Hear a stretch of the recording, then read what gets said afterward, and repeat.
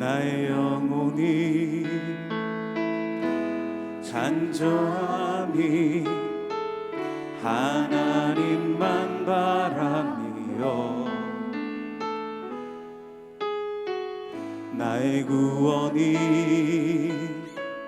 그에게서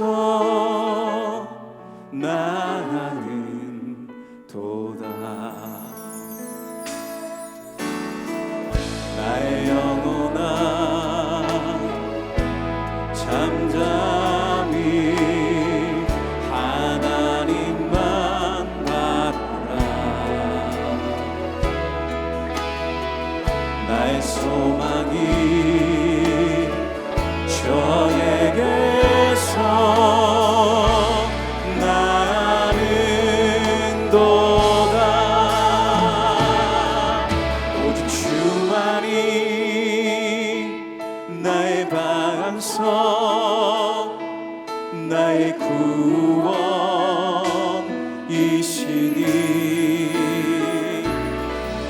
오직 주만이 나의 산성 내가 요동치 아니하리. 오직 주만이 나의 반석 나의 구원이시니 오직 주만이 나의 산성 내가 요동치 아니하리. 화 있을진저 여호와의 날을 사모하는 자여, 너희가 어찌하여 여호와의 날을 사모하느냐? 그날은 어둠이요 빛이 아니라 마치 사람이 사자를 피하다가 곰을 만나거나 혹은 집에 들어가서 손을 벽에 대었다가 뱀에게 물림 같도다. 여호와의 날은 빛없는 어둠이 아니며 빛남 없는 캄캄함이 아니냐? 내가 너희 절기들을 미워하여 멸시하며 너희 성회들을 기뻐하지 아니하나니 너희가 내게 번제나 소제를 드릴지라도 내가 받지 아니할 것이요 너희의 살진 희생의 화목제도 내가 돌아보지 아니하리라. 네 노랫소리를 내 앞에서 그칠지어다. 네 비파 소리도 내가 듣지 아니하리라. 오직 정의를 물같이 공의를 마르지 않는 강같이 흐르게 할지어다. 이스라엘 족속아, 너희가 40년 동안 광야에서 희생과 소제물을 내게 드렸느냐? 너희가 너희 왕 식굿과 기운과 너희 우상들과 너희가 너희를 위하여 만든 신들의 별 형상을 지고 가리라. 내가 너희를 다메섹 밖으로 사로잡혀 가게 하리라. 그의 이름이 만군의 하나님이라 불리우는 여호와께서 말씀하셨느니라. 할렐루야. 오늘도 우리와 함께 하시는 주님을 찬양합니다. 오늘 하루도 말씀으로 세상을 이길 힘을 주실 주님을 기대하며 같은 말 다른 뜻이라는 제목으로 함께 말씀을 나누기를 원합니다. 한글을 살펴보면 단어는 같지만 전혀 다른 의미를 지닌 단어가 참 많이 있습니다. 그런 단어를 바로 동음 이의어라고 합니다. 이게 무슨 말인가 하는 분들도 계실 텐데 예를 들어서 말씀드리면 눈이라는 단어를 한번 생각해 볼까요? 무엇이 생각나시나요? 어떠한 분들은 사람이 앞을 보는 이 눈을 생각하실 수도 있고 어떤 분들은 얼마 전에 온 세상을 하얗게 덮었던 하늘에서 내리는 눈을 생각할 수도 있습니다. 또 하나의 예를 들어드리면 사과라는 단어를 생각해 볼까요? 어떤 분들은 아삭하고 달콤한 사과를 생각하실 수도 있고 어떤 분들은 미안한 마음에 용서를 구하는 사과를 생각할 수도 있습니다. 이와 같이 같은 단어이지만 다른 의미를 지닌 단어를 바로 앞에서 이야기한 동음 이의어라고 합니다. 그래서 이런 단어를 살펴볼 때에는 소리를 길게 내는 장음이냐 또는 짧은 소리를 내는 단음이냐에 따라 뜻이 달라진다고 합니다.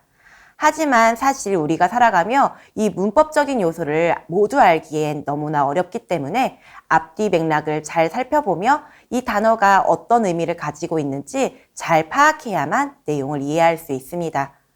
그런데 오늘 하나님 말씀을 보니 한 단어가 나오고 있습니다.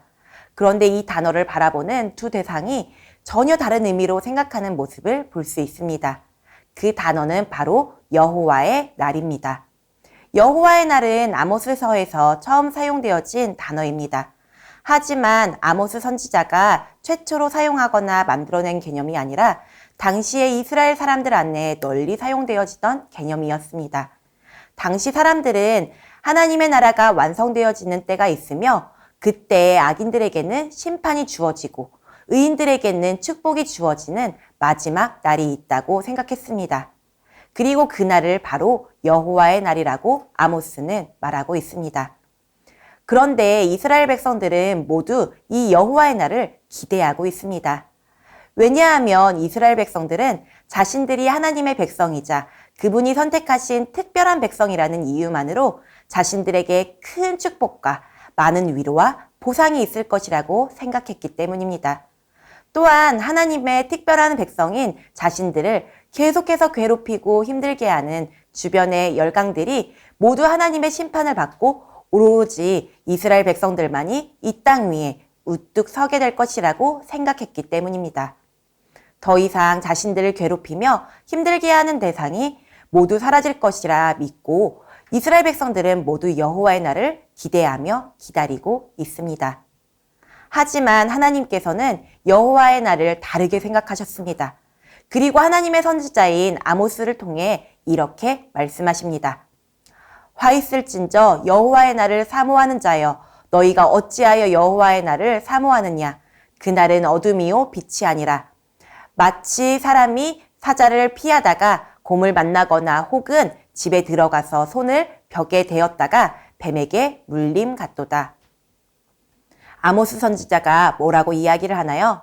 분명 당신들은 여호와의 날을 빛의 날, 바로 광복절이라 여기며 그날을 학수고대하고 기다리고 있지만 그날은 당신들이 생각하는 기쁨의 날이 아니라고 이야기합니다. 이스라엘 백성들의 생각과는 전혀 다르게 오히려 어둠의 날로 애곡하는 날이 될 것이며 강력한 심판이 있을 것이라고 말씀합니다. 그리고 여호와의 날에는 그 어떤 사람도 피할 수 없는 날이 될 것이기 때문에 기대가 아니라 두려워해야 한다고 말하고 있습니다. 그리고 여호와의 날에 대해 이렇게 비유하고 있습니다. 사람이 길을 가다가 사자를 만났습니다. 사자에게 잡혀 죽지 않기 위해서 죽을 힘을 다해 도망가서 사자로부터 겨우 멀어졌는데 앞에 아주 큰 곰이 두 발을 들고 으르렁대고 있는 것입니다. 그래서 다시 온 힘을 다해 뛰기 시작해 겨우 집에 도착했습니다. 우리 삶의 그 어떤 공격으로부터 가장 안전하다고 생각하는 집으로 피신해서 숨을 고르며 쉬고 있는데 독사가 다가와 물었다는 것입니다.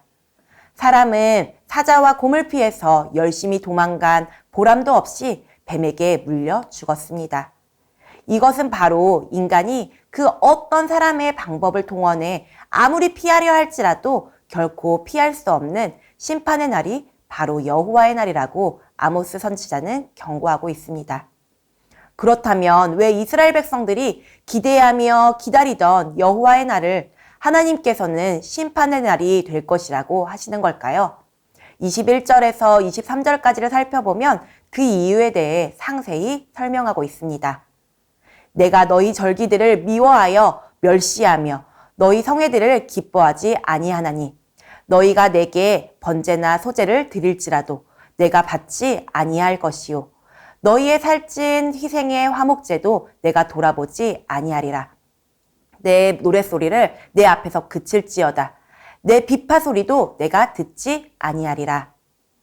이스라엘 백성들이 이렇게 심판으로부터 결코 피할 수 없는 것은 바로 이스라엘 백성들의 외식적인 종교 행위 때문이었습니다. 바로 그들의 잘못된 예배자의 삶 때문이었습니다. 이스라엘 백성들은 하나님께서 명하신 3대 절기, 바로 유월절, 초막절, 칠칠절을 지켰습니다.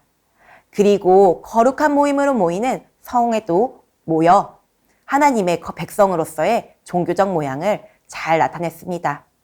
또한 그뿐 아니라 하나님께 번제와 소제를 끊임없이 드리며 아름다운 찬양을 올려드리고 온갖 악기를 사용해서 하나님을 찬양했습니다. 분명 이스라엘 백성들은 이러한 종교적인 행위를 지속하며 예배를 드렸습니다. 하지만 이스라엘 백성들은 신실한 겉모습들은 잘 나타내는 듯 하였으나 그들의 삶에서 예배자로서의 모습을 이어가지 못했습니다.